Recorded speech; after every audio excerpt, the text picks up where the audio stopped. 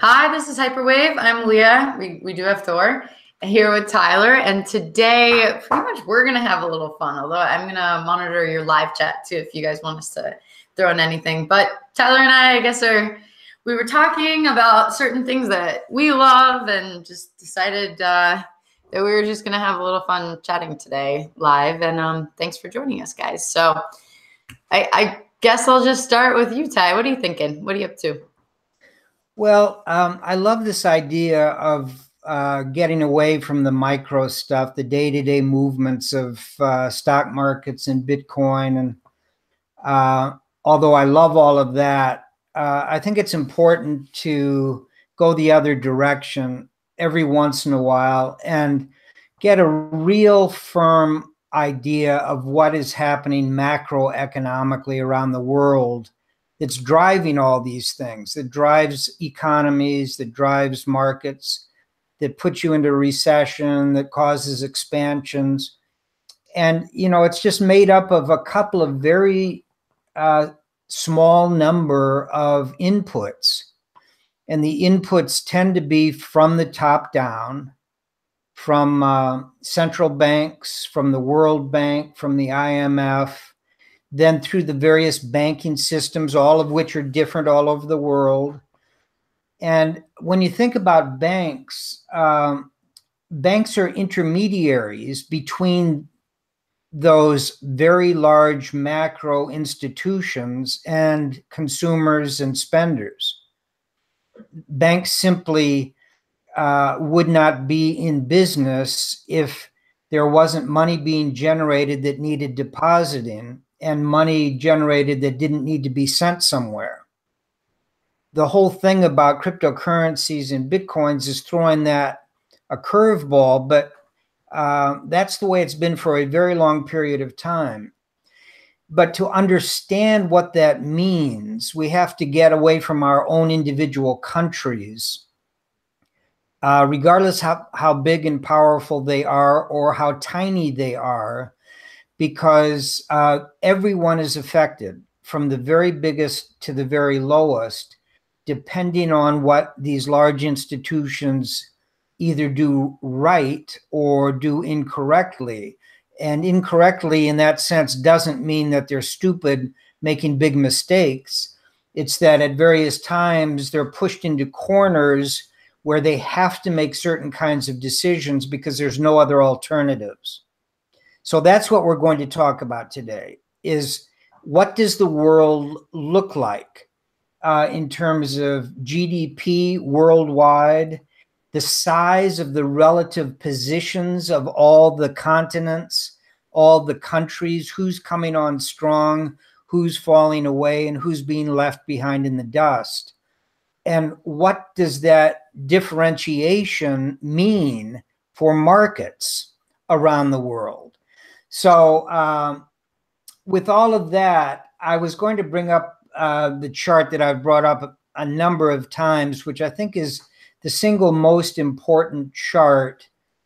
And hopefully you've all seen it. If not, we will bring it up many times again. But it starts in 1942.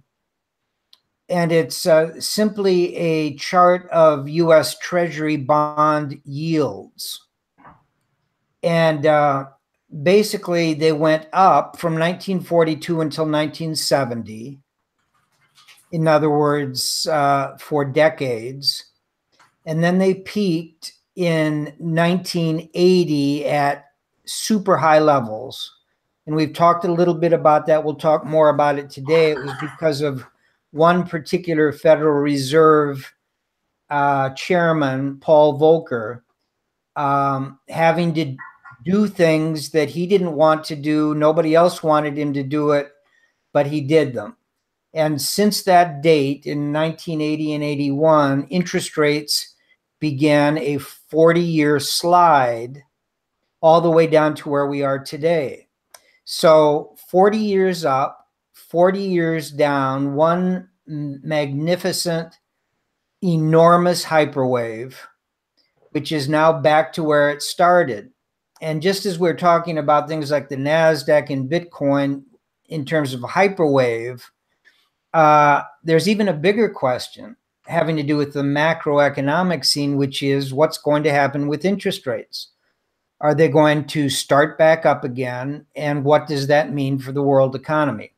So that's kind of a very quick overview of what we're going to be talking about. And I'm going to turn it over to Leah. First of all, shame on all of you who are watching or will be watching during the next hour. So you should be watching the Masters. This is the fourth and final round. And unfortunately, Tiger's not a part of it. But there are some unbelievable players that are. So if you've got it on in the background, I do too. And with that, I'm going to turn it back over to Leah. Sure. It's really interesting. So I guess the background on this, and I don't know how long you guys have been watching, but Tyler and I have known each other for quite a long time. And at one point in my life, I was interviewing with Goldman Sachs and was considering, oh boy, Thor may go outside in a second, a muni bond trading position. And also prior to that, I was working for two of the top hedge funds on macroeconomic trade policy. Well, sorry, on trade. Sorry, it's a little confusing with Thor right now. And at the time, I was just picking Tyler's brain and learned so much about. I just remember this one chart. I don't know if you're going to share about an anomaly that you saw in the markets regarding the 30-year treasuries. And you started explaining to me just from the very beginning of when the Fed started, I'm not going to do any spoilers. So when the Fed started increasing their power, why and what that had to do with the global economy, and specifically, oh, big guy, and specifically given that I was doing actually specifically Asian equities and fixed income, that you were explaining how that then rippled into the whole world. So I guess before I even start geeking out on my side, do you wanna? I know you know exactly the conversation we had at the beach house with our families there. Do you want to tell a little bit about what you were talking to me about that then, of how the history came about and some of these fun anomalies, and also how they somehow, I already know, pertain to me trying to figure out appropriate and interesting macro trades for billion-dollar hedge funds that would make sense all the way across the world, given that the 30-year treasury bonds here in the United States of America. Yeah. The driving force of all markets, obviously, is money. But the driving force of money, Tyler, I'm going to throw Thor out for one. Okay, good. I'll be right back. Okay. The driving force of the world economy is money. And I'm not talking about fiat money. I'm talking about wealth. And the driving force for the direction up or down of wealth is interest rates. So I always go back to interest rates first. Interest rates are the biggest market in the world by many, many times, much larger than the stock markets. And so much of the movement of the stock markets and stock prices are dependent on interest rates, not where they stand, but what direction they're headed and how quickly they're headed there.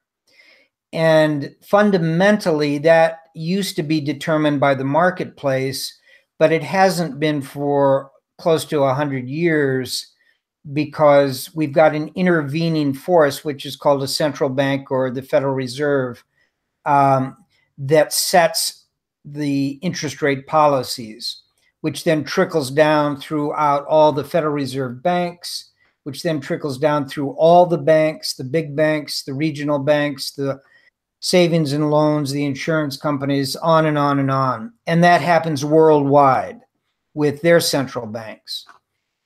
And what I pointed out to, one, that I'm back. Two, just as a precursor to that, just everybody, right? GDP is very simply, it's the equation is private consumption plus gross investment plus government investment plus government spending plus exports minus imports. So just continuing on that little background of the basics, because you're talking about how it's going to affect the economy and everything. Exactly. Keeping in light of. Yeah, after looking at interest rates, you drop down to GDP. And as Leah just said, that's the way it's defined. And it's just all the goods and services produced by a country, with all kinds of caveats. But what I pointed out to Leah, from 2000 to 2010, something very strange happened in the relationship between the 10-year yield on US Treasury bonds and the stock market. Prior to 2000, all the way back to 1957, whenever interest rates, as measured by the 10-year bond yield, were dropping, the stock market would go up. And there was a period of time from 1950 until 1960 in which that was not true. And that's the only time in US history that had occurred until the year 2000. Starting in the year 2000, they became perfectly correlated. Instead of inversely correlated, they were perfectly correlated. When interest rates were going down, the stock market was going down. And when interest rates were going up, the stock market was going up. And so we discussed that. First of all, why was it happening? How did it happen? Is there anyone that can explain it? Because no one was talking about it. I was using it to trade the stock market, the S&P 500, and therefore my clients' accounts, institutional accounts.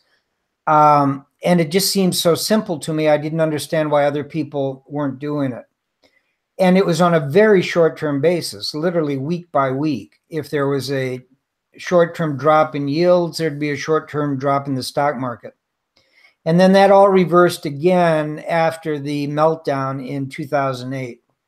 So what my point is, and I think what Leah's point just was, is when you're looking at an individual asset class, cryptocurrencies, or you're looking at an individual type of an index like a stock index or commodity prices, any individual thing, if you want to know what corn is doing, you need to know what all commodity prices are doing. Then you have to break it down to what all the grains are doing.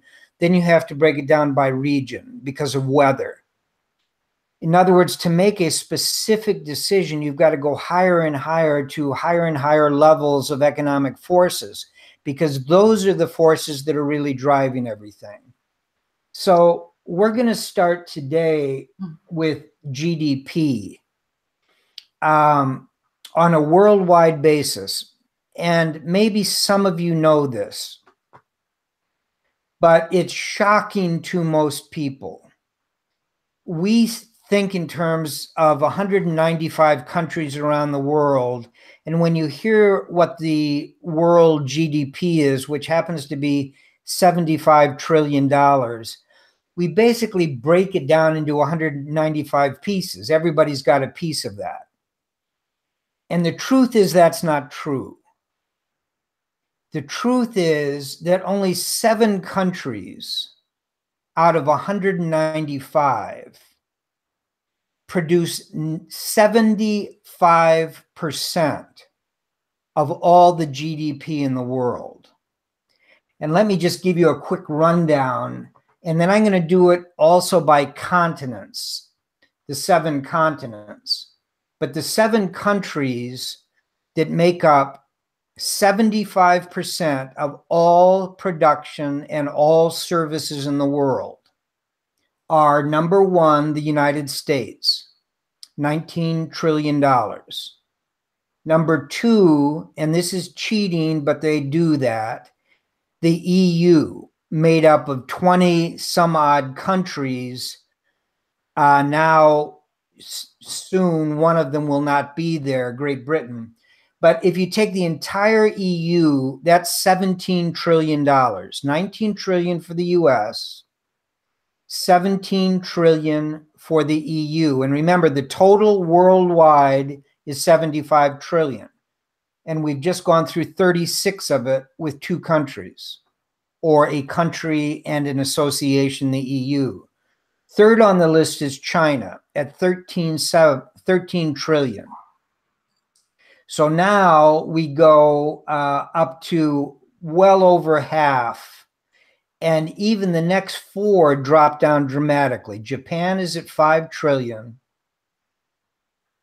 India, everybody is, so excited about India because of their growth rate, but their total gross domestic product is $2 trillion, 1/10 of the United States. And it's one of the 7 largest in the world. Number 6 is Brazil at 1.75, and number 7 is Canada at a little less than 1.5 trillion. But if you add those 7 countries up, or 6 countries and the EU, you have 75% of world GDP. So guess what happens when something goes wrong or right in one of those 7 countries?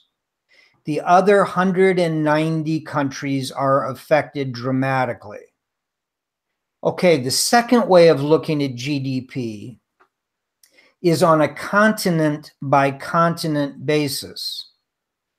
And you can figure out why anybody would want to look at it that way, but let me just list it for you. All of Asia is the single largest GDP in the world with 27 trillion. That's out of a total, remember, of 75 trillion worldwide. North America is second, which is 21 trillion, almost all of which is the United States. We said that Canada came in at 1.5 and Mexico does not make the top list of 7. Number 3 is Europe at 19 trillion. Number 4, and this is where people have to focus, is all of South America.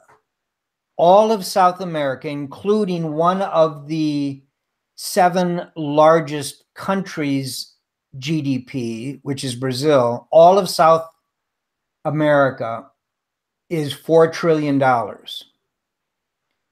Remember, Asia was 27, North America is 21, all of South America, all the countries come in at 4 trillion. All of Africa, gigantic Africa, with all their natural resources, with all of their countries, has a total continental GDP of $2 trillion, half of South America's, which was 1/10 of Asia and the United States. Oceania is 1.5 trillion. And then Antarctica, which is 0. So if you start thinking in terms of the concentration, not of wealth, but of consumption, of production, and of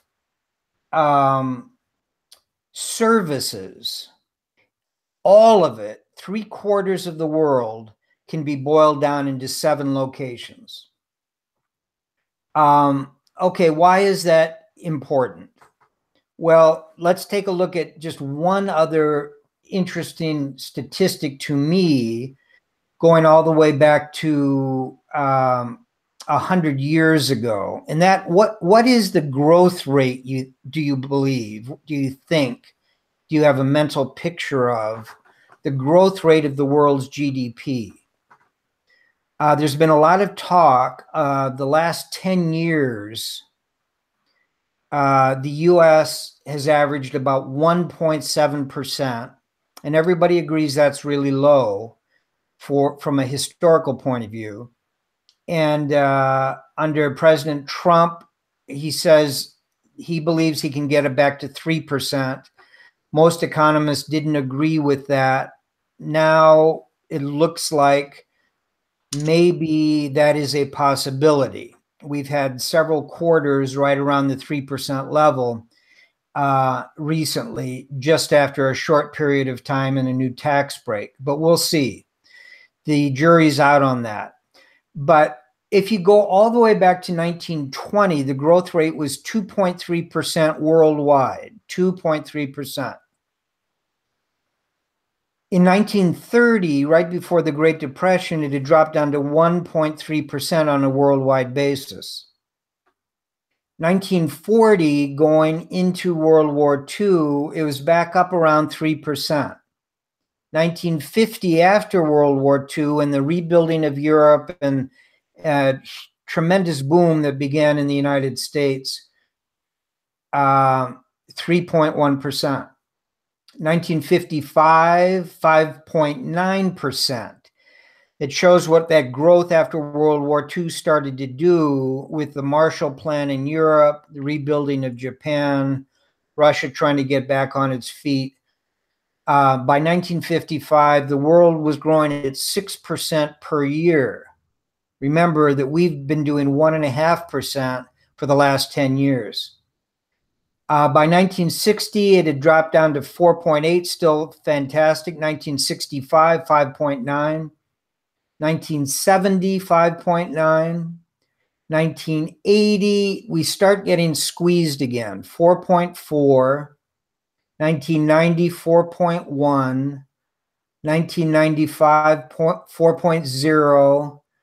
And then over the last 10 years, it's dropped worldwide to below 2%, except for China and India and some developing countries, which helps offset all the rest because China is so large and India's GDP is not. It's only 2 trillion. China is 7 times as big as India. Okay, so that's the real landscape and begs the question, what the heck happened? How did for 100 years the world economy grow at something over 3% and often going up to 5.5%? And then all of a sudden we're stuck for a decade at lower numbers than we've seen in 100 years. So you know the answer, some of the answers to that. We're going to talk about it a little bit as we get into the banking side of things and the whole concept of credit and fiat dollars and the gold standard, when and where those points along that timeline that I just gave you fall, and what I believe they mean today. Now, Leah, you've had a very global perspective in the few number of years you've been here on Earth. It's remarkable. You speak a number of languages, you've visited a number of countries, you've participated in these large institutional World Bank type of organizations. But you, in my impression, have been looking at a lot of those from this country side up to the banking side. You wanted to know what was going on in Africa and how it was going on and what was going on in Japan and China at the ground level. So why don't you just respond to some of those things, that the numbers, not the numbers exactly, but just the concept of what the world has gone through for the last 100 years in terms of the economy from your perspective. Cool. Well,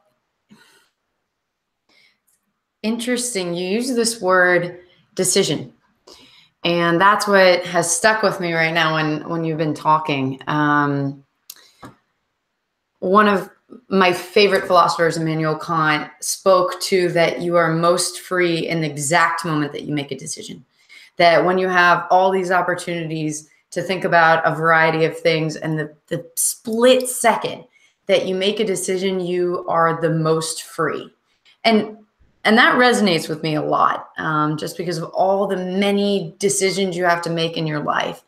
But especially, as you said, Tyler, from working not just at the World Bank, but, you know, when you're correct, like you have this brilliant global economy perspective. And I've been able to, I guess, you know, when I spent my time working in India, working in El Salvador, working in China, from the ground up, seeing just how often individuals, unfortunately, aren't able to make those clear decisions that they've wanted to make. And that's always saddened me, but it's also prompted me to want to work further. And I guess what that then made me think about very, very specifically is moments in global economies. Why the rise? I'm going to go straight kind of World Bank International Development stuff. The rise of authoritarian strongmen, right? So in the World Bank, as you know, I worked in the Africa region, and it was always very interesting to me that people like Idi Amin, you know, from Uganda, or Mugabe from former Zaire, could actually become democratically elected leaders. You know, right? These charismatic leaders have notoriously risen to power in sub-Saharan Africa, running on platforms specifically of industrialization, which is what I'll get back to, because, you know, I do think that it's this unfair trade agreements, when we go back to trade, that have really led to this inequality, the Gini index that we see today. Because with the Gini index, right, you have this very interesting situation where the centers of two countries are connected, yet the center and the periphery couldn't have a more difference that leads to extreme inequality. And also, just from, you know, a GDP perspective, when we're talking about it, right, there's no diversification of commodities. And then I'm going to throw a question back to you of, as you know, I did a lot of work in Mongolia, who has been completely focused on the commodity of cashmere, which is a commodity that's traded. And just because of fluctuations, you know, I will ask you in a bit of just how dangerous it can be for one country to focus on one commodity, rather than diversifying and making that their competitive advantage, when all intents and purposes, it very often sometimes isn't, from external forces. So, you know, I guess it's very interesting. I love this one, well, I hate it, but this one very interesting economic development theory that was started by the economists Chabal and Deleuze. And they talked about the disequilibrium effect. So specifically, if we're going back to sub-Saharan Africa, if it's okay, I'm allowed to talk about this, right? The stability and basic necessities were promised through infrastructure projects. And Charles Chabal and Deleuze noted that it was because of the African people at the time felt such feelings of disequilibrium that they didn't question the strategies of their charismatic candidates, and instead believed in the promised stability that the leaders were guaranteeing them. Simply peace, bread, water.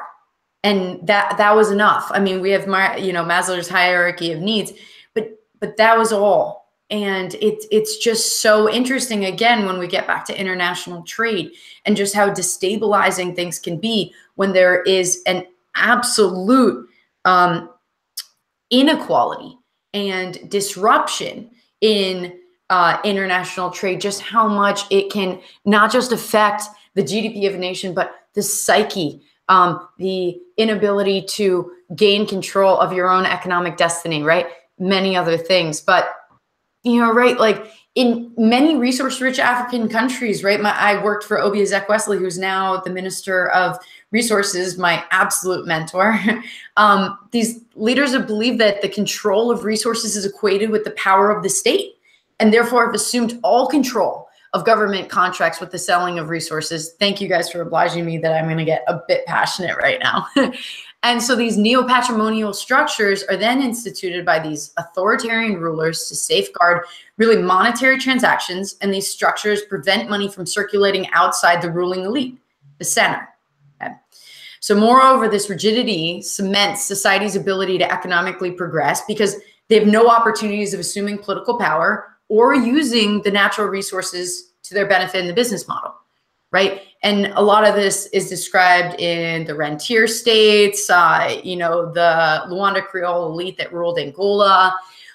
They assumed power through rigid neo-patrimonial structures, right, that remained completely rooted at the helm of state power and controls the, you know, the mineral resources of Angola, specifically oil, right? And when you take what happens is specifically, let's talk about the Luanda Creole elite, right? They believe that the Angolan state has no need of an autonomous civil society outside of state structures, right? The regime has complete control of the resources and therefore is extremely wealthy, is able to use the, I think it was called the Senegal, right, as an instrument, and simply distributes patronage and monetary benefits to the elite in the center of Angolan society. The periphery is left out, right? And that has insane negative effects on the periphery, right? And again, to your point, Tyler, obviously this all ties in. And so again, but this one fantastic economist as well, Migdal, he wrote about this in state-society relationships and commented that change has moved towards accepting an axiom that the state organization should provide the predominant, if not exclusive, set of rules in each society, right? He talked more that these game rules involve not just laws, regulations, decrees, and the like, which state officials indicate that they're willing to enforce through coercive means at their disposal. And that with this axiom, right, as an established principle, then authoritarian leaders can find it easy to institute their power upon the society in any way they choose, right?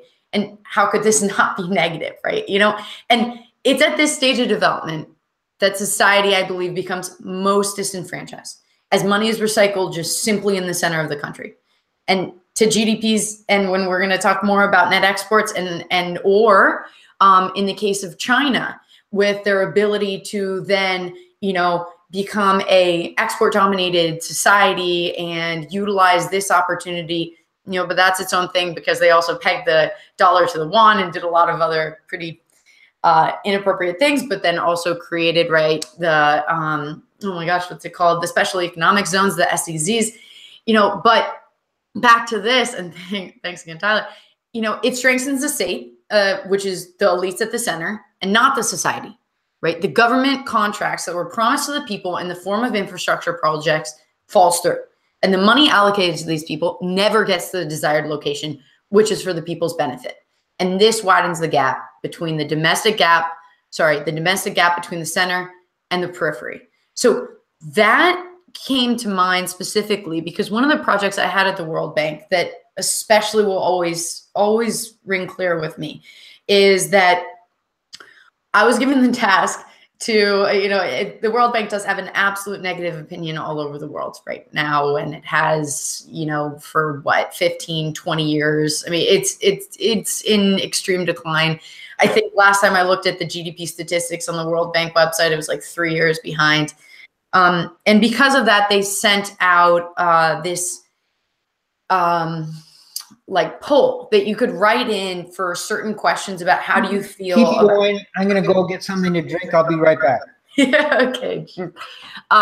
So they sent out this poll where you could write in how you felt about certain questions. How do you feel about the World Bank doing this, that? Are you seeing benefits, etc.? And it was my job to read. There was, I think, 2,000 people who wrote in and summarize it into a one-page report. And just, it was very, very difficult what I read. A lot of negatives, and almost all of them were pinpointing the fact that their government still had not become truly democratic, and that a lot of the projects were just not getting to them still, you know, and so that it was just absolutely, the money was staying with their elites, and they said, please stop, right? So I guess to say, you know, like, you know, to sum this back up and go back to our conversation about GDP and just, you know, one last thing on, you know, developed economics of rentier countries and primary product instability, right? Rentier countries, a good example is Nigeria with Shell oil, British Shell, Gabon, right? Rentier countries are completely unable to profit from the bountiful resources, which they could use to their advantage, absolutely, to move into the world economy. And instead, they fall victim to relying on marginal profits given to them by the revenues of their oil sold and profited through foreign countries. But within this structure, the developing countries are unable to diversify their economies and continue to export a single primary good, to the case that I was going to bring you back to, of Mongolian cashmere.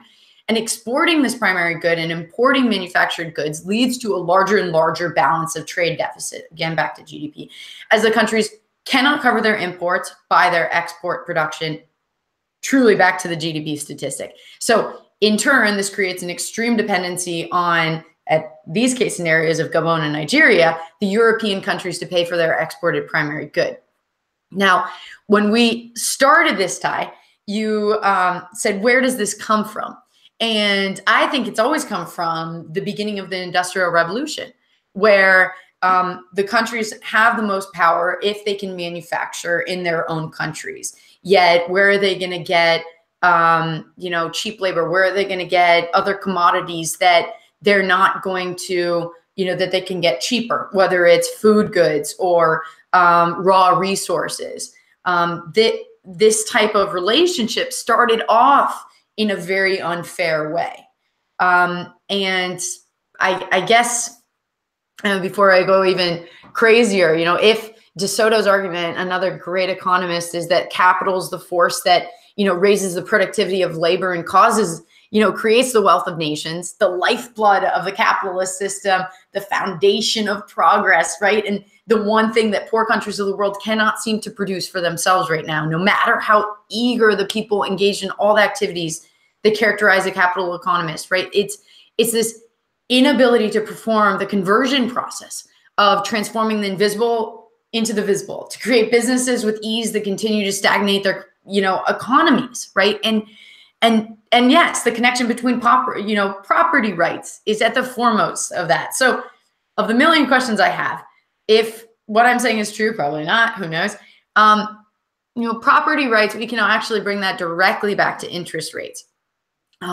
And how interest rates play into, how we decide on mortgage loans, on what happened in 2008, on then back specifically to my question, if you can give an overview in your eyes of what happened with the Fed becoming more powerful, and if you think that that was helpful for our economy as relates also to the international system that we've created with China, with countries like Japan that have been stagnant for a long time. But do you think it was a good thing, I'd say, that the Fed did what they did, which they assumed power that they honestly shouldn't have been able to assume? That was a rant. I'm very sorry. Well, no, not at all, because you laid the foundation for understanding what the problems are and why they're getting worse, not better. The divisions between countries is worsening just the way the divisions between the very wealthy in the US and other countries is growing between the rest of their populations. That has always been true in history, going back 4,000 years. It very probably always will be true.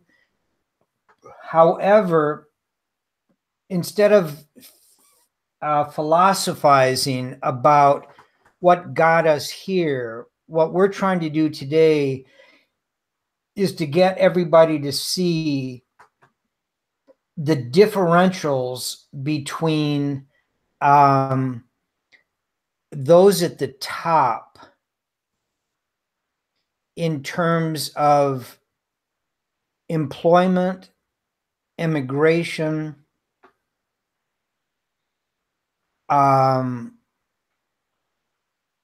production is growing and growing very, very quickly. Some people are taking shortcuts. Some of the countries on that list that I gave you are moving up much more rapidly than others in the top 7.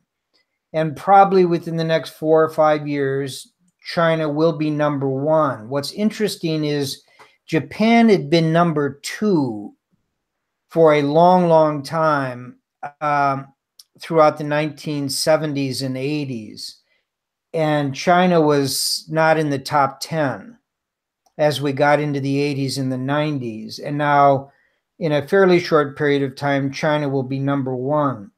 It's also interesting that China is number 3 on that list, and India is number 2, and the population differential between the two isn't that great. So someone is doing some things right. I don't mean that in a moral or an ethical sense. I mean in an effectiveness sense. And others are doing it wrong. And one of the things that Leah just outlined are the the great majority around the world that are doing it wrong. They've been blessed with some of the greatest natural resources anywhere in the world and have never been able to find a government structure that would allow them to take advantage of it. And that time has now slipped away so that they will not be able to catch up.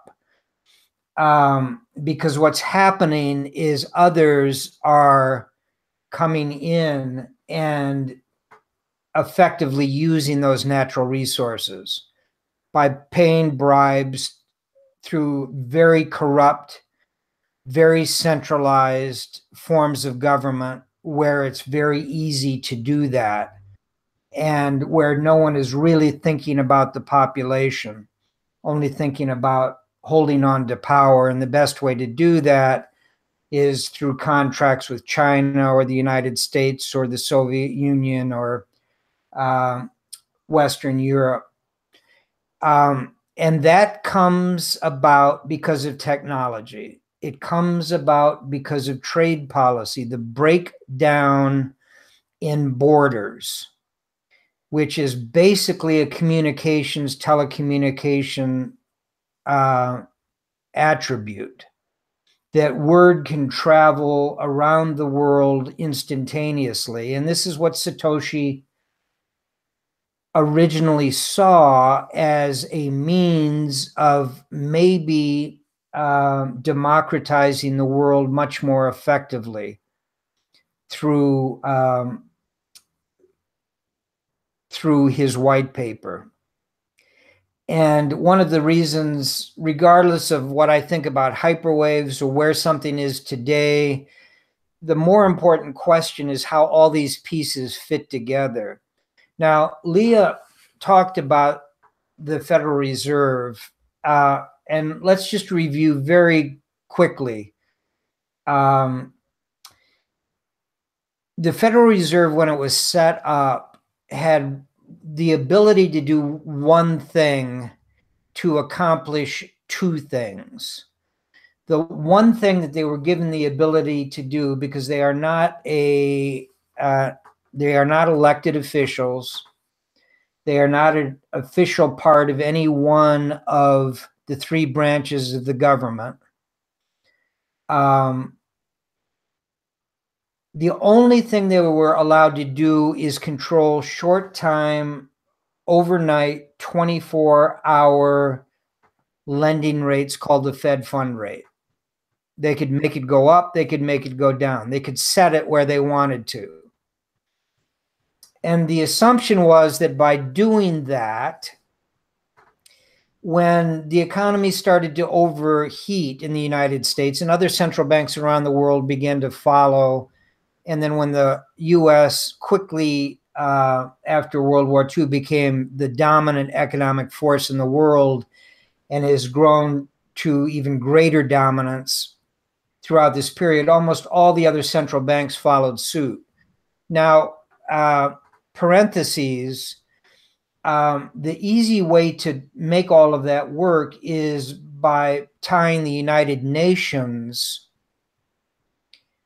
in financially through the IMF and the World Bank, and making sure that the US funded both of those to a far greater extent than anyone else in the world. And so everyone else in the world, including the UN, became dependent on the US for those financial institutions, and still are today, which gives our Federal Reserve and their interest rates policy predominance by a large, large margin over all others around the world until the advent of China. And we'll talk about that separately. But a couple more numbers for you to jot down if you're not watching Eagles, Birdies, and Pars. The UN budget is approximately $12 billion a year. It's divided into two pieces. The first is just the working budget, which is $5.4 billion, and then the peacekeeping budget.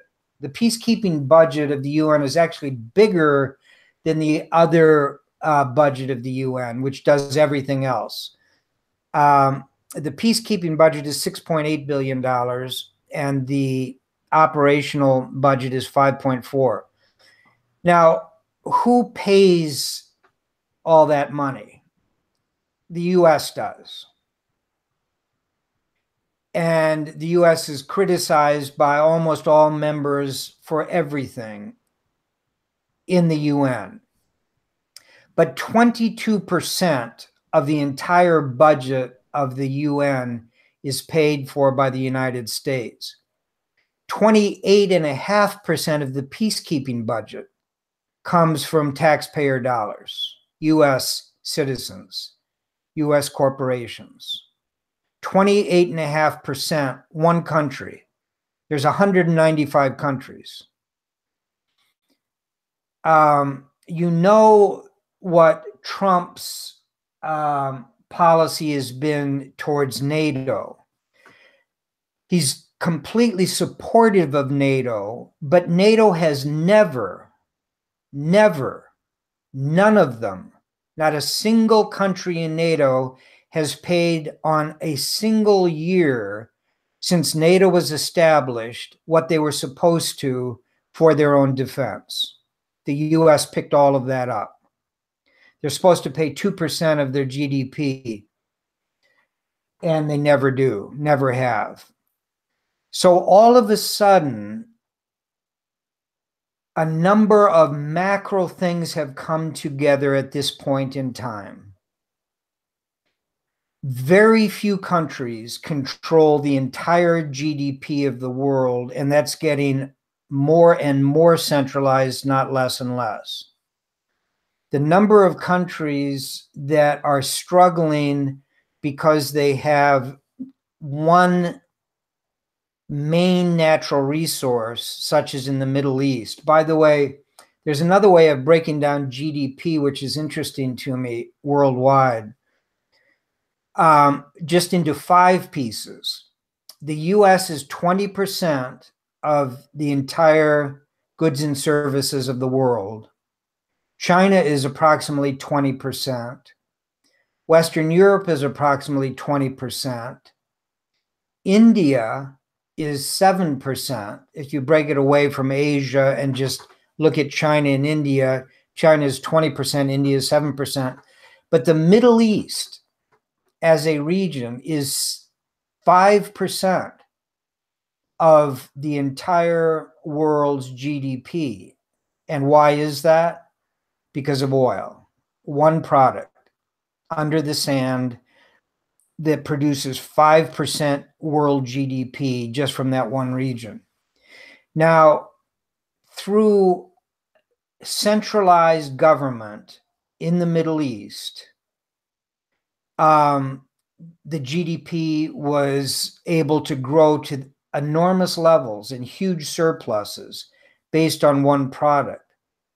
You go to other places like Venezuela that has as much oil, and some say more, than Saudi Arabia, but they because of government, because of the structure of what they are trying to do, the people never can benefit from it. The country can never benefit from it.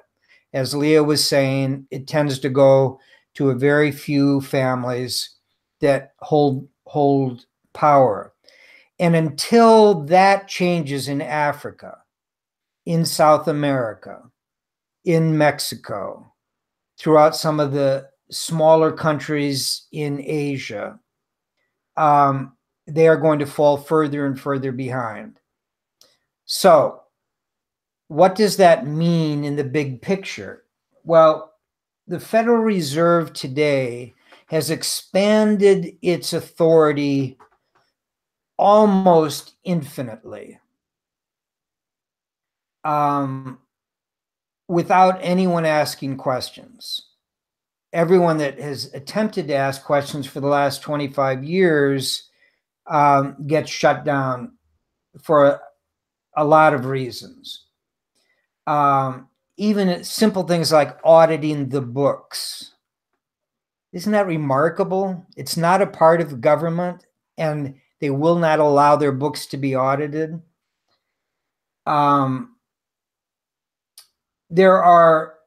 Structurally, there are 7 members of the Board of Governors of the Federal Reserve, all of which are appointed by the President of the United States. They all must be confirmed not by Congress, but by the Senate. They have 14-year terms. And the way it works is every 2 years, another term comes up. So 7 members times 2 years is your 14 years. So within a 14-year period, all 7 will come and go. And then the president gets to pick the chairman of the Federal Reserve. To me, that is a very interesting coincidence in terms of our discussions we've had before about gold, about cryptocurrencies and Bitcoin, about US dollars, and about the movement around the world through central banks mainly to begin eliminating cash, meaning fiat $1,000 bills. There used to be a $100,000 bill in the United States and a $1,000 bill. $1,000 bill just went up for auction, I think, at Sotheby's for $1.2 million because there aren't any anymore. $500 bills used. I've actually seen some. I think I even used one once in Vegas. Then down to $100 bills, and now the talk is getting rid of $100 bills and maybe even $20 bills. And this has been going on in India. It's been going on in a lot of places around the world because of what's called the cash economy. And the cash economy is basically you need these pieces of paper. And if I give a $100 bill to Leah and Leah gives that $100 bill to one of you, nobody really knows. It can't be tracked. And so the excuse being given is that that's what the drug trade thrives on. That's what terrorism thrives on. That's what prostitution worldwide thrives on. All of which are true, but misses the point. The point is that what governments don't want to have happen is for the dirty little secret that the banking system itself doesn't have that money. And if people go to the bank and try to get that money, they can't do it because there's less than 1.5% of money, quote unquote, wealth in the form of that cash held in banks. Even in banks where you have a checking or savings account. If you have $100,000, basically there's $1,500 really at the bank. The other is paper. And it's paper not backed by anything. And this entire trend began with the formation of credit and deficits at the government level. And we've talked about that before. And there are a couple of large institutions that control all of that. One is the Treasury or finance ministers around the world, and the other is the central bank. And we all know that in 2007 and 2008 through March of 2009, the mortgage market that was backed by banks and brokerage firms and insurance companies and by Fannie Mae and Sally Mae and Ginnie Mae, which are not part of the US government. They're not part of the US Treasury. They are separate associations that are set up that had basically total control of those mortgages. Leah talked about land and ownership of property. And the owner of all of that are those that are issuing mortgages where you put down 5% or 10% or 20%, or in the heyday, didn't put anything down and even got money back for borrowing 100% against the value of real estate. Well, you are the debtor in that case, and the creditor depends on you being able to pay them back. And when that bubble burst, it almost took down the entire world financial situation because it spread throughout Europe, throughout Asia, throughout Japan. And the only way out of it was to create new powers for the Federal Reserve and central banks. And they've been expanded greatly over the last 10 years.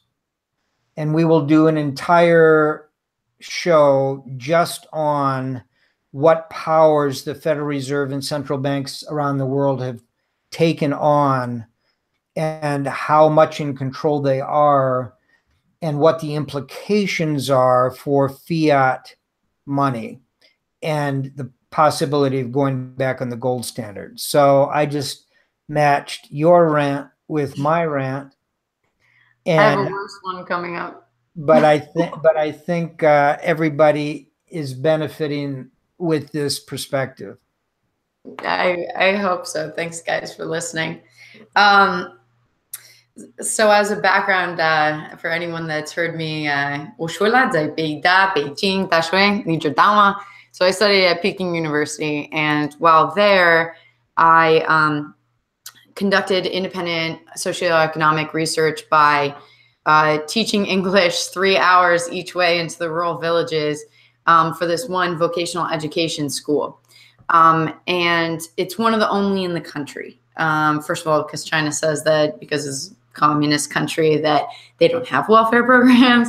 But secondly, there's something called the hukou system, which is that if you're born somewhere, and this is not for the elite, this is for almost everybody else, you illegally cannot move to another city. So I remember asking my students, why?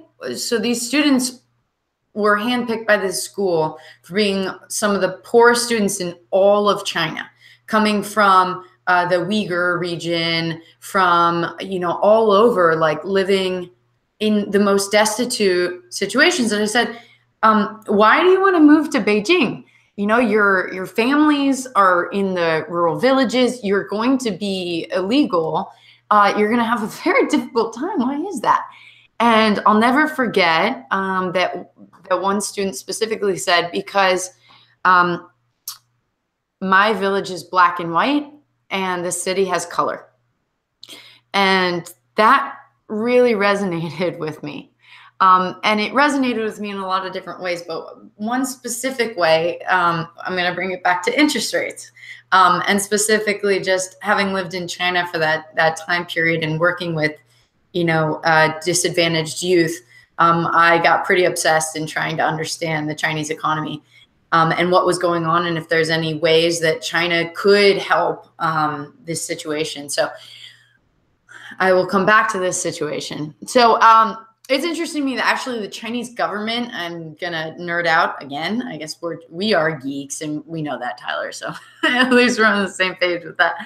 But Chinese government's actually lowered, at least so from when I was living there, maybe more at this point, but the interest rates 8 times, and still the aggregate amount of domestic household savings grew at an accelerated rate, right? So in China, the consumption growth rate is consistently, though, below the GDP growth rate, which has always been extraordinarily high. In most cases of successful economic development, these two growth rates are usually evenly matched or roughly equal. And this is mostly because in China, the social MPC, the marginal propensity to consume, has been actually decreasing steeply. And again, if my stats have changed by now, I mean, this is just what I learned quite a few years back, so please teach me. But I believe the stats were like from, 0.83 to nearly 0.2, and that was since 1995. So, it's interesting because China has been immensely successful in its ability to utilize specifically an export-led growth model. Tyler can comment on this one, and manipulate, truly, the international economy in a way that leads to immense profits and consistent balance of payment surplus. I also find this conversation really interesting because in our morning briefs with Tone, we're talking now, very recently about how Foxconn is, partnering with this Swiss company to create a new wallet that's on your phone. More than that, we have this potential trade war here happening in the United States that's messing with our markets. Apple may have to leave China. There's a lot of reasons they're doing very well. But what's interesting is despite this, export-led growth model, again, back to the marginal propensity to consume, the Chinese have an extraordinarily high savings rate of, at the time, again, this is when I was studying it, 50%. I mean, this is very similar to the Japanese economy, which Tyler is actually an expert on. Very scared of debt in the Japanese economy, save everything. And it's very interesting. This is tangential, but it's very interesting during that time for a hedge fund, let's say on Wall Street, to buy a Japanese company due to what you can do with currency. Because just quite simply with what the yen was up to, and I'll stop, it was all cash ridden. So it made for an M&A situation quite easy, or an LBO. So anyways, this does, going back to the MPC, it hampers domestic consumption because this means that the Chinese have a low marginal, MPC. So this means that government policy, fiscal and monetary, has low effect on output and interest rates that can adversely affect investment and the natural rate of unemployment. So this can be counteracted by the, goal of job creation, countermeasures for income inequality, social security and a welfare system, urbanization, and reestablishing market orders, which would eliminate monopolies and other policy objectives, obstacles that would restrain private consumption. But China doesn't do that. Yet we have this huge growth rate.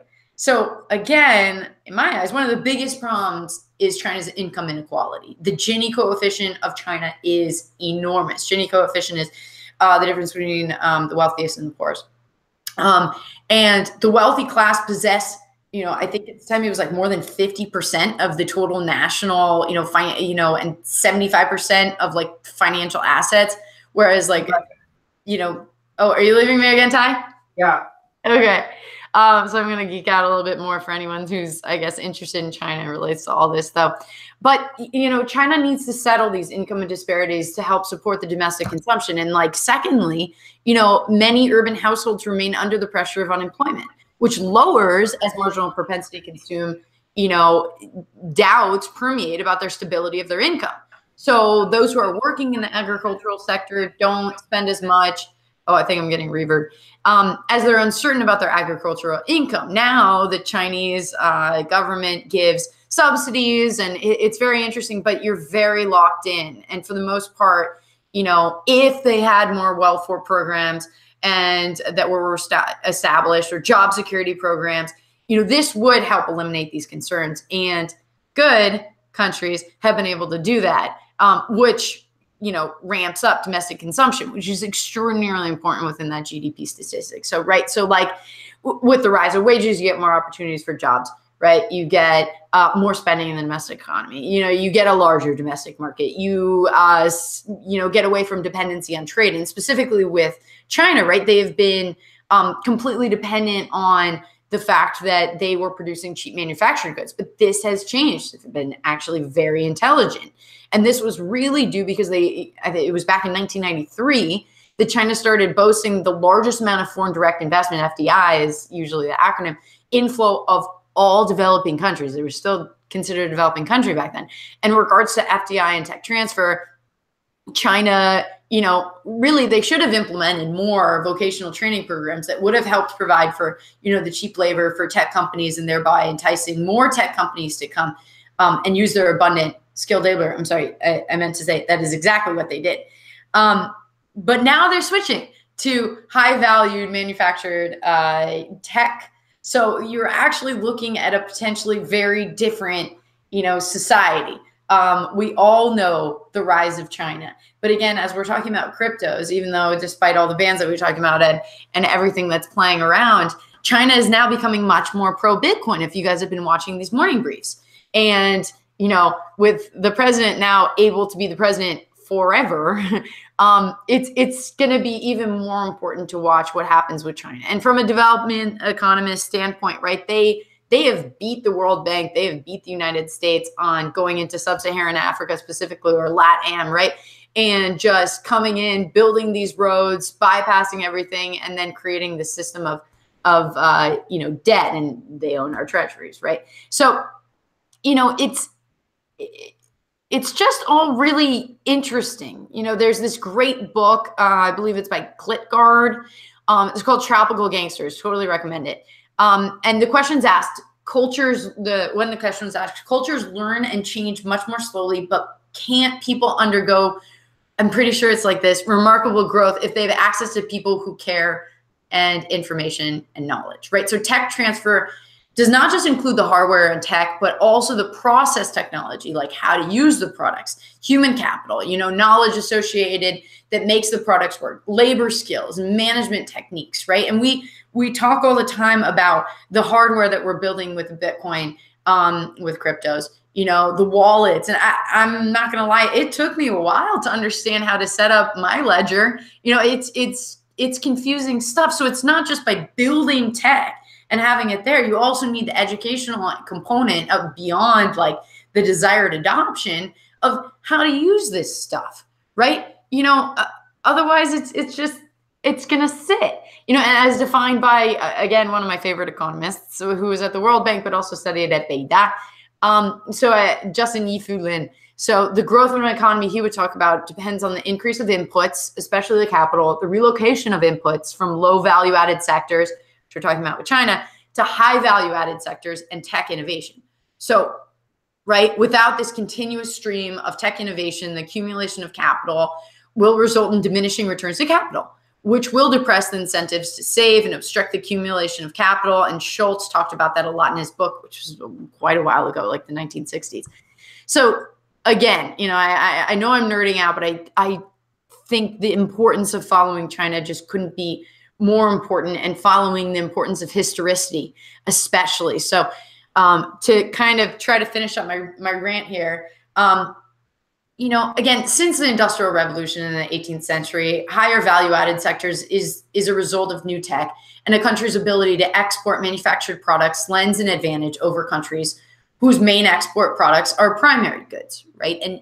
And just simply put, China has been immensely successful in its ability to utilize this export-led growth model and manipulate the international economy, as I said before.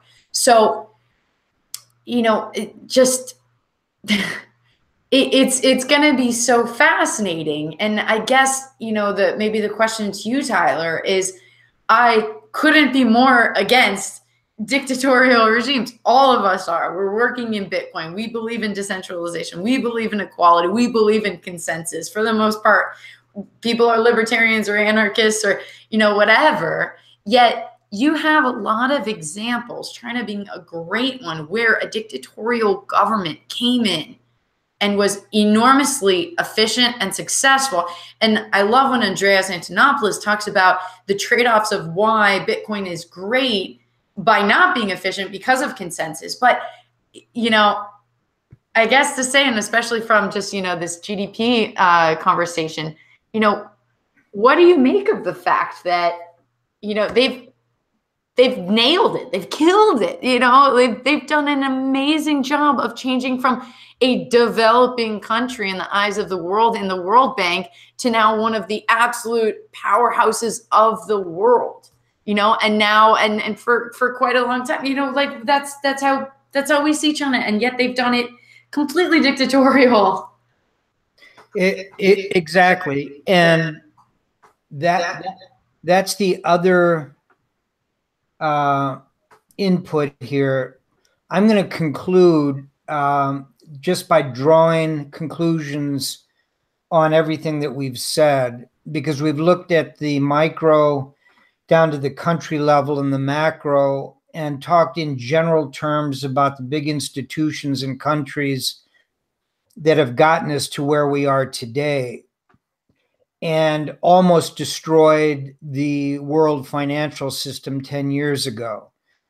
They are the same ones, the ones that are at the top of the list, the ones that have built the institutions, the world institutions, the ones that control the financial movement within countries, took us to the brink and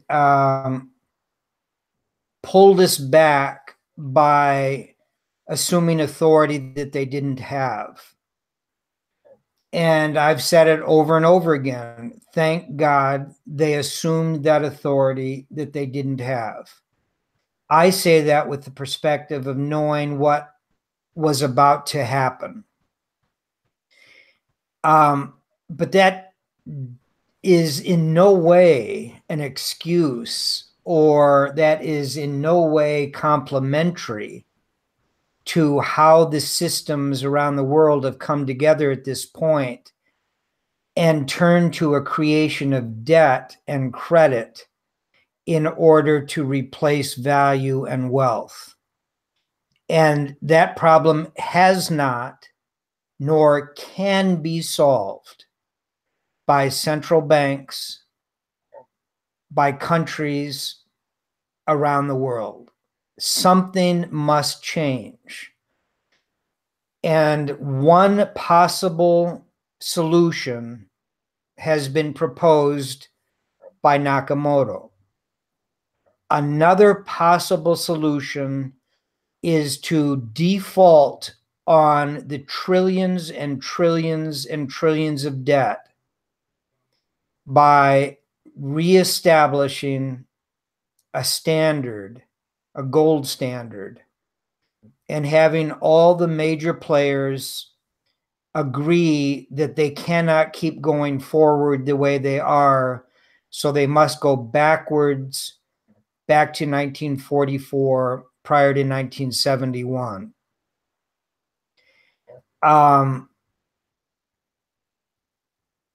Those are the only two big solutions.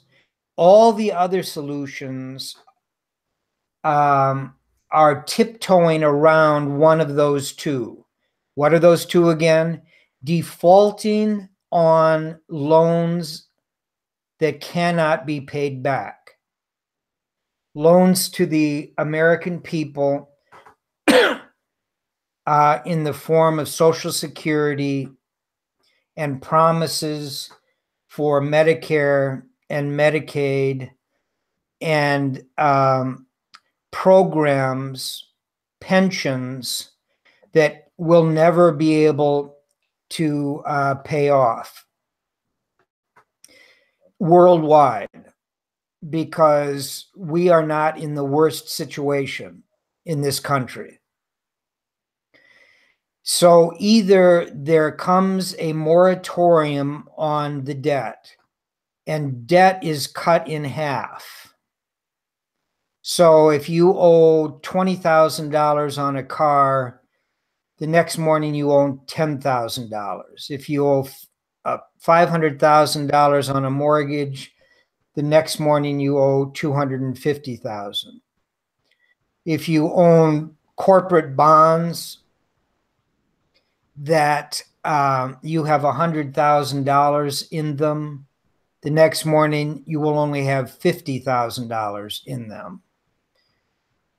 U.S. Treasury bonds, Treasury bills, the outstanding debt has to be cut dramatically, and 50% is not as dramatic as it needs to be.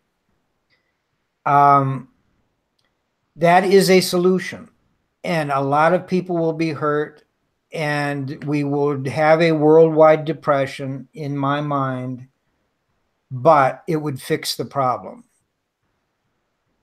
Now, if anyone has any sense at all, they will not do that, because it will happen by itself if nothing is done. That's what 2007 and 8 told us, that one little domino falling causes everyone to run for the doors. So there must be a solution, and it must come quickly. And that solution, I believe, is going back to a standard. It doesn't have to be gold. It could be a basket of currencies with a basket of commodities in some proportion, very similar to what the Chinese are doing to get away from the world being dependent on the US dollar. They have their own basket now in which you can have oil or gold or the yuan traded. And a number of our allies have signed on to it. And the US is not talking about it. But somebody is going to make the necessary changes. I believe that in the running for that solution is Bitcoin and a decentralized currency. But look at who is aligned against it.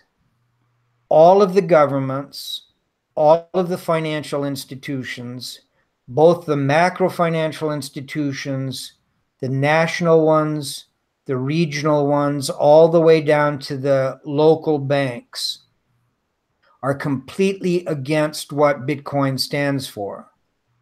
But besides that, look at all of those in the cryptocurrency space aligned against Bitcoin, trying to destroy it, to replace it with their own tokens.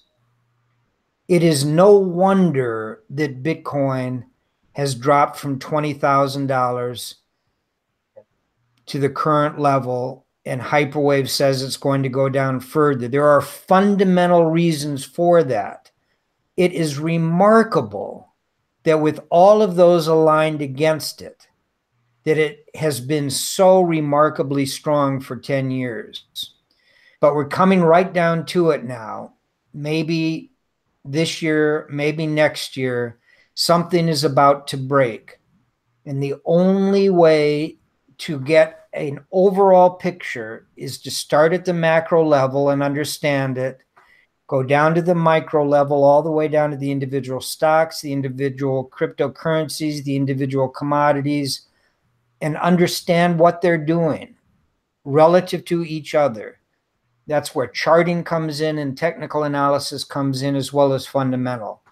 So with that, those are my conclusions from what we've talked about today. Leah, any last words? Yeah, it's more of a question for you. Great. Given how there's so much, we'll use our crypto words, FUD, around the stock markets and around what is the Fed going to do? What is our administration going to do? What's going to happen in foreign policy?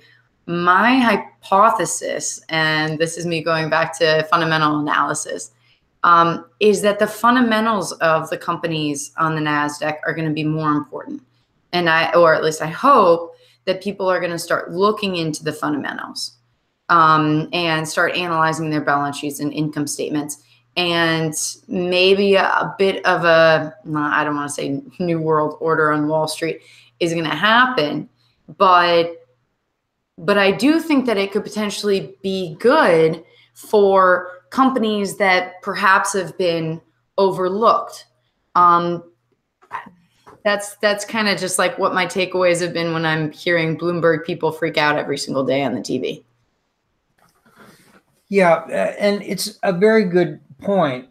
We haven't talked about the driver here. The original driver was the Industrial Revolution of the growth that took place worldwide. But that is not the driver for the last 30, 40 years. It's technology. And that's what drove the NASDAQ into a hyperwave that peaked in 2000. And at the time that occurred, it's because 90% of the stuff that was coming to market was junk. And it was very difficult to tell the 10% for the 90% unless you did a lot of work.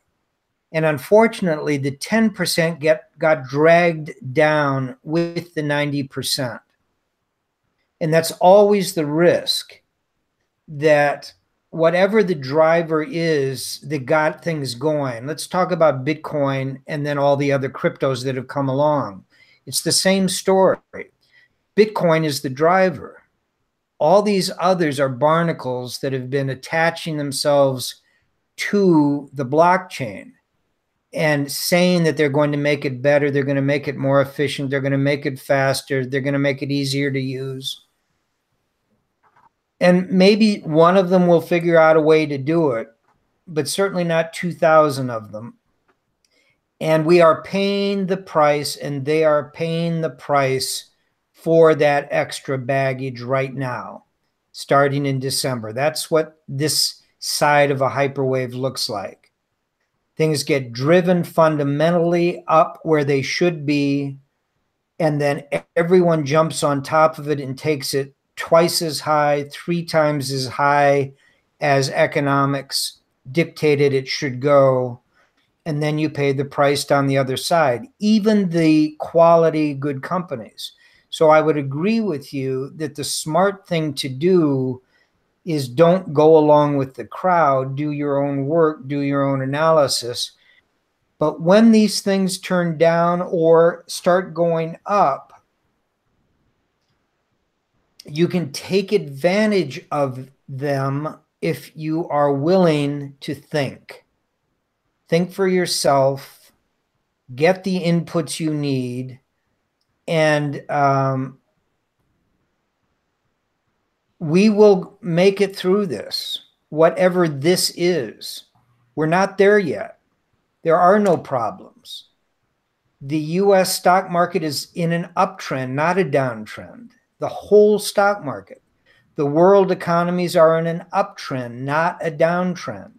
All I am saying that 10 years ago, we got a warning shot across our bow.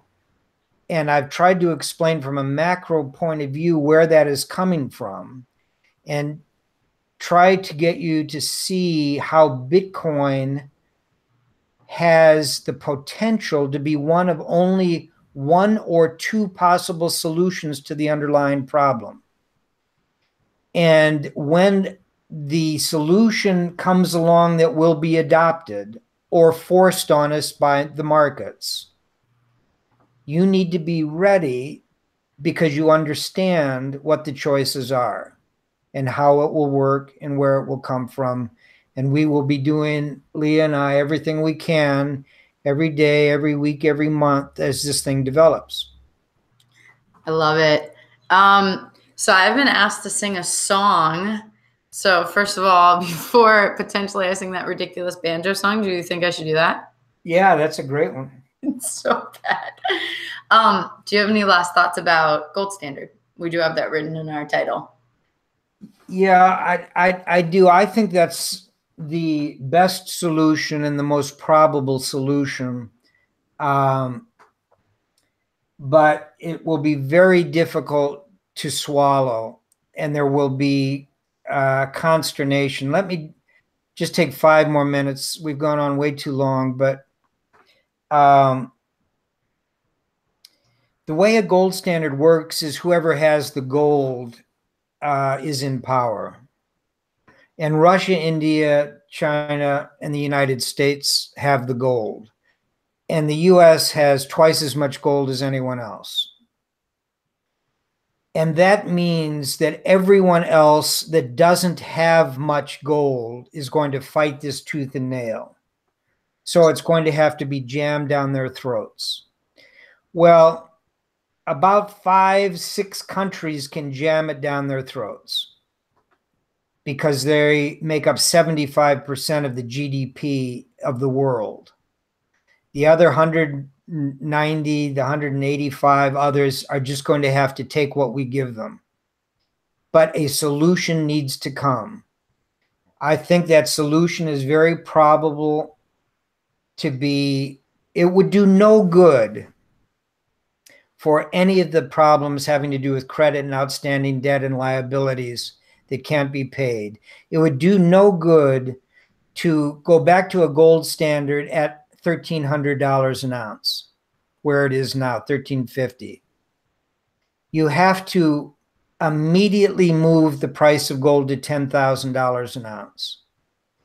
It would be silly to go from $1,300 to $2,000 in a policy with the commitment to go to $2,500 in 5 years, $5,000 in 10 years, and finally get up to $10,000. Because if everybody knows it's going to $10,000, it's going to go there tomorrow. It's not going to take 10 years. Nobody's going to care what the policy is. So the only possible solution is to make it $10,000 next Monday morning. Now, that has huge implications for all kinds of people, because what you've just done is devalued all the currencies around the world by about 7 times, right? 7 times $1,300, $10,000 approximately. Therefore, the dollar drops in value relative to gold overnight by 7 times. Yeah, if you happen to own gold, which the United States does, there's that side of the balance sheet. All of a sudden, what we have in Fort Knox that we're carrying at $35 an ounce on books is worth $10,000 an ounce, and we've got more of it than anybody else.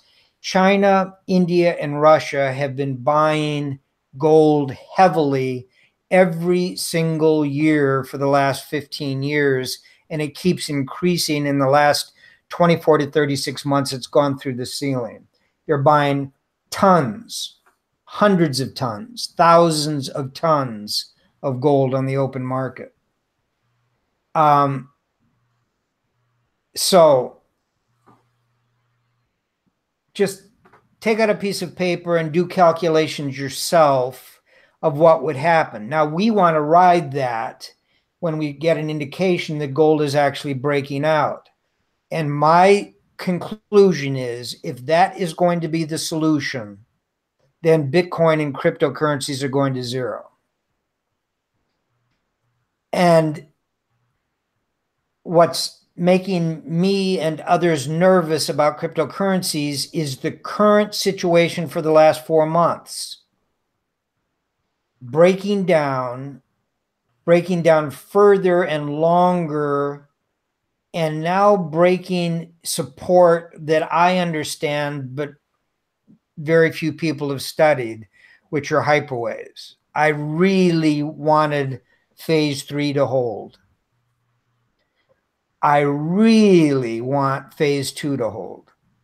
Not because of making money in cryptocurrencies or Bitcoin, but because of the implication that this solution, which could be beneficial to the world and change world finance forever has the possibility of fading away and being replaced by another solution that people will have to turn to if this one doesn't work out. And if the people in the crypto space want to keep screwing around and making it difficult or impossible for anybody to understand or use any of this stuff because of some sort of intellectual, academic selfishness, where they want to keep all of these little codes to themselves and centralize it, then you're going to bring it on, and we're not going to be able to recover from this. If people can begin getting together and understand the import of what this technology can do if given a chance, we have a tremendous possible solution to many world problems. Thanks, Tyler. Just one last follow-up. How could this erase the debt around the world for all nations? I've been talking everybody's ears off on developing countries. If we were all on the gold standard, if you could elaborate, there's a potential that we would all go back to potentially a zero and potentially start over together. It would be very close to zero on a worldwide basis. There would be disparities.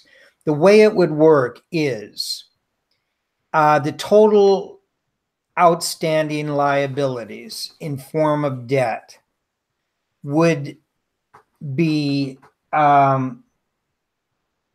reduced if gold was $10,000 an ounce and all currencies were backed 40%.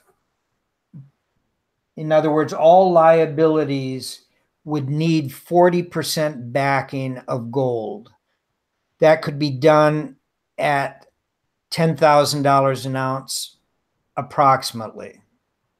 Why? Because all of that debt has just been written down by that amount, which basically gets rid of liabilities. $20 billion in the United States goes basically down to zero.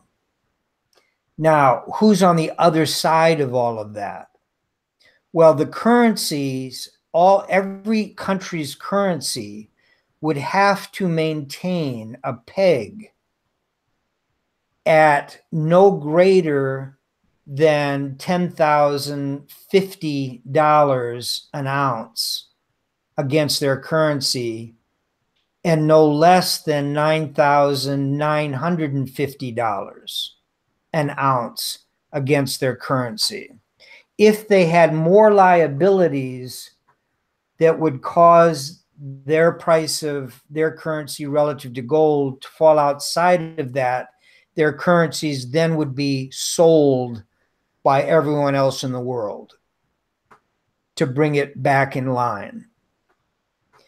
If they drop below it, their currencies would be bought. In other words, the agreement would be to stabilize all currencies against $10,000 gold, which is the way the world worked from 1944 to 1971 at $35 an ounce. That just shows you how big the liabilities have become. We used to be able to run our governments backed 40% at $35 an ounce, and now we're talking $10,000 an ounce to get rid of this mess. So basically, that's the answer. Thanks, Tyler. Well, I guess let's end with my favorite quote, if that's okay, which is, after all this, Frederick Buechner, one life on this earth is all that we get, whether it's enough or not enough. And the obvious conclusion would seem to be that at the very least, we are fools if we do not live it as fully and bravely and beautifully as we can. So with that said, maybe we'll end. I think maybe my banjo singing should be saved for another time. What do you think? Okay. We'll do a whole concert. Yeah, for sure, for sure. All right, everybody. I know this was long, but thanks so much for listening, and we look forward to your comments. Great. Thank you very much, everybody. Bye.